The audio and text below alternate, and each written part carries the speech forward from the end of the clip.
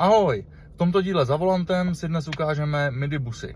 Budou to celkem 3 autobusy. Bohužel u toho posledního kousku se mi nepodařilo udělat videodokumentaci, takže to proložím nějakýma fotkama. Začneme tím, co vlastně midibus je, co to znamená. Takže jedná se o linku, kde nedojde k dostatečnému obsazení standardního autobusu, nebo se jedná o linku, která jezdí ve stísněných uličkách a místech, kam by se standardní autobus buď blbě dostával, anebo by se nedostal vůbec. Jako prvním začneme Solaris Urbino 8,9 LE. Jeho provozní hmotnost je přibližně 8800 kg. Motor má výkon 180 kW a rychlost je omezena na omezovači 100 km za hodinu, čím se trošku vychyluje od ostatních autobusů. Převodovka samozřejmě automatická a autobus je vybaven 28 místy k sezení a 39 místy ke stání. Samozřejmě jedno místo pro invalidní vozík.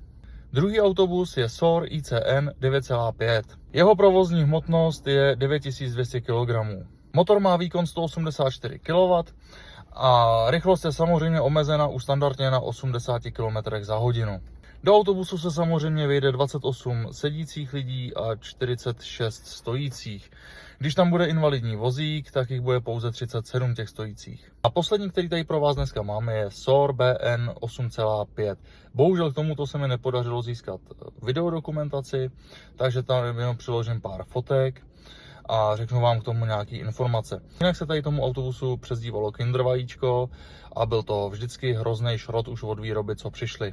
Pohotovostní hmotnost měl 7100 kg, byl vybaven 25 místy k sezení a 39 místy k stání. Když tam byl invalidní vozíček, tak k sezení bylo pouze 23 míst. Motor měl výkon 136 kW, maximální rychlost na omezovači opět 80 km za hodinu. Objem motoru byl 4,5 litrů, automatická převodovka 6+1 rychlost. V těchto autobusů jsem měl možnost řídit jak autobusy vybavené automatickou převodovkou, tak i manuální a můžu vám z vlastní zkušenosti říct, že obojí bylo šílený. Jedno bylo pro Veoly, pozdější Arrivu a druhý bylo pro dopravní podnik.